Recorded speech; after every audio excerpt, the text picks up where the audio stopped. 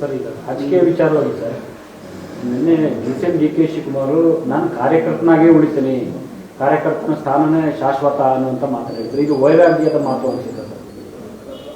ನಮ್ಮೇನಾದ್ರೆ ಕೇಳಿ ನೀವು ಮತ್ತೆ ಅವ್ರು ಕೇಳಿ ಅಂತ ನಾ ಹೇಳೋಕ್ಕಾಗಲ್ಲ.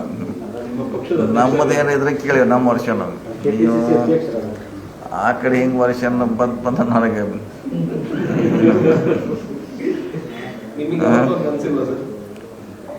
ಈಗ ಅವ್ರ ಹೇಳಿಕೆ ಇವ್ರ ಹೇಳಿಕೆ ಅಂದರೆ ಅವ್ರನ್ನೇ ಕೇಳಬೇಕು, ನೀವು ಅವರೇ ಉತ್ತರ ಕೊಡ್ಬೇಕು. ಈಗ ನಾವೇನು ಕೊಡ್ಬೇಕು ಅದಕ್ಕೆ?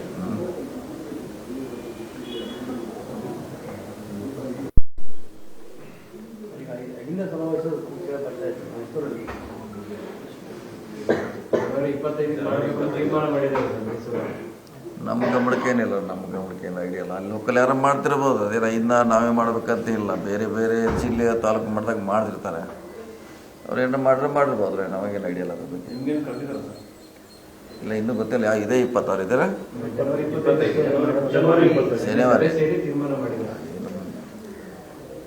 ಐದ ಅಂದರೆ ಅದೇನು ಯಾರು ಸರ್ಟಿಫಿಕೇಟ್ ಬೇಕಾಗಿಲ್ಲ ಅಥವಾ ಯಾರು ಅದಕ್ಕೆ ಪರ್ಮಿಷನ್ ಬೇಕಾಗಿಲ್ಲ. ಐದ ಅಂದರೆ 4 ಜನ ಕೂಡಿದ್ರೆ ಅದು 5 ಆಗುತ್ತೆ. ಸೊ ಯಾರ್ಯಾರು ಮಾಡಿದ್ರೆ ಅದಕ್ಕೆಲ್ಲ ನಾವು ಜವಾಬ್ದಾರಿ ಅಲ್ಲ.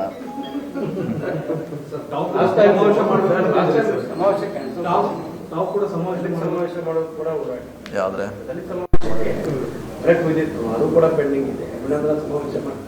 ನೋಡೋಣ, ನಮ್ಮ ಹೇಳಿಲ್ಲ. ನಾವು ಹೋಮ್ ಮಿನಿಸ್ಟರ್ ಅವ್ರ ನೇತೃತ್ವನಾಗ ಆಗ್ತಾ ಇದ್ದೀವಿ. ಅವ್ರ ಡಿಸಿಷನ್ ತೊಗೋಬೇಕು, ನಾವಲ್ಲ. ಅದು ಏನು ಸರ್, ಅದು ಪಕ್ಷದ ವೇದಿಕೆಯಲ್ಲಿ ನಡೆಯುತ್ತೆ ಸರ್ ಅಥವಾ ಏನು ಸರ್ ಗೊತ್ತಿಲ್ಲ. ಅದು ಯಾವ ರೀತಿ ಮಾಡ್ತಾರೆ, ಅದು ಇನ್ನೂ ಪೂರ್ಣ ಚರ್ಚೆ ಆಗಿಲ್ಲ ರೀ. ಅದು ಹೋಮ್ ಮಿನಿಸ್ಟರ್ ಡಿಸಿಷನ್ ತೊಗೋಬೇಕು ಅಷ್ಟೇ.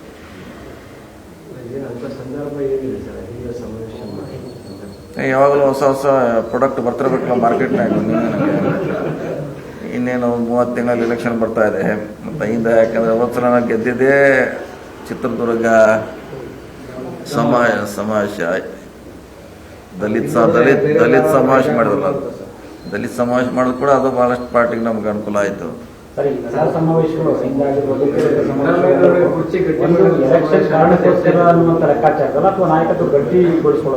ಎಲ್ಲ ನಾಯಕತ್ವ ಆಯ್ತು, ಎಲೆಕ್ಷನ್ ಆಯಿತು, ಸಮಾಜ ಕಟ್ಟೋದು ಎಲ್ಲ ಕೂಡ ಬರ್ತದೆ. ಅದು ಇಂದ ಅಂದರೆ ಎಲ್ಲ ಕೂಡ ಬರ್ತದೆ. ನಾಳೆ ಅದು ಚುನಾವಣೆಗೆ ಹೆಲ್ಪ್ ಆಗುತ್ತಾರೆ. ಈ ಸಮಯದಲ್ಲಿ ಅನ್ನೋದು ಪ್ರಶ್ನೆ ಏನು ಅಂದ್ರೆ, ಸಿದ್ದರಾಮಯ್ಯ ಅವರ ವಿಚಾರದಲ್ಲಿ ಯಾವುದೇ ನಿರ್ಧಾರ ಆಗಬಾರದು ಬೇರೆ ಅನ್ನುವ ಸಂದೇಶ ರವಾನಿಸುವ ಪ್ರಯತ್ನದ ಭಾಗ ಅಂತ. ಹಾಗೇನಿಲ್ಲ, ಹಾಗೆ ತಿಳ್ಕೊಳ್ಕ ಅವ್ರವ್ರ ಮೈ ಹೇಳಿದ್ರಲ್ಲ. ಈಗ ಇಂದ ದಲಿತರು ಅಂದ್ರೆ ನಾವು ಅಷ್ಟೇ ಮಾಡ್ಬೇಕಂತೇನಿಲ್ಲ. ಯಾರು ಕೂಡ ಒಂದು 4 ಜನ ಸಮಾವೇಶ ಮಾಡಿ ಅವ್ರು ಇನ್ವೈಟ್ ಯಾರಿಗೂ ಮಾಡ್ಬೋದು ರೀ.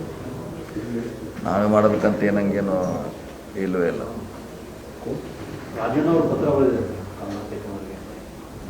ಬರೆದಾರೆ ನಿಮ್ಮ ಕಡೆನೂ ಇದೆಯಲ್ಲ ಅದು. ಮತ್ತೆ ನಿಮ್ಮ ಕಡೆನೂ ಇದೆ, ನೋಡಿದ್ರೆ ನಾವು ನೋಡಿಲ್ಲ ಇನ್ನೂ. ಅವರು ಪ್ರಮುಖವಾಗಿ ನೇಮಕ ವಿಚಾರವಾಗಿ ಆಕ್ಷೇಪ ವ್ಯಕ್ತಪಡಿಸಿದ್ದಾರೆ. ಸರಿಯಾಗಿ ಕೆಲಸ ಮಾಡಲಿಕ್ಕೆ ಇನ್ನ ಸರಿಯಾಗಿ ಪರಿಣಾಮಕಾರವಾಗಿ ಡಿಎಲ್ಎಗಳ ನೇಮಕ ಆಗಿದ್ರೆ ಮತಗಳ ತನ್ನ ಆಗ್ತದಿಲ್ಲ. ಇನ್ನೂ 8 ಸೀಟ್ ಹೆಚ್ಚುವರಿ ಕರ್ನಾಟಕದಲ್ಲಿ ಈಗ ಇವತ್ತೇ ಹೋಗಿದೆ, ವಾಪಸ್ ಅಂದೇ ಬರೋಲ್ಲ ಅದು. ಈಗ ಮುಂದೆ ಏನು ಮಾಡಬೇಕು ಅನ್ನೋದು ನಮ್ಮ ಪ್ರಶ್ನೆ. ಮುಂದೆ ಯಾಕೆ ಮತ್ತೆ ಬರ್ತಾರೆ, ಈಗ ಎಲೆಕ್ಷನ್ ಬಂತು, ಈಗ ZP ಬಂತು, ಕಾರ್ಪೊರೇಷನ್ ಬೆಂಗಳೂರು ಬಂತು. ಅದಾದ ತಕ್ಷಣ ಮತ್ತೆ ಚುನಾವಣೆ ಬರೋದು 28 ಮೇ. ಅದಕ್ಕೆ ತಯಾರಿ ಮಾಡ್ತಾನೆ ಇರಬೇಕಲ್ಲ ಇದು. ಈಗ ಮತ್ತೆ ಅವ್ರು ಏನು ಮಾಡ್ತಾರೆ ಗೊತ್ತಿಲ್ಲ. ಹೊಸ ಏನೇನು ಅವರು ಪ್ರಯೋಗ ಮಾಡ್ತಾರೆ, ಅದಕ್ಕೆಲ್ಲ ಜಾಗೃತಿ ಇದ್ರೆ ಸರಿ.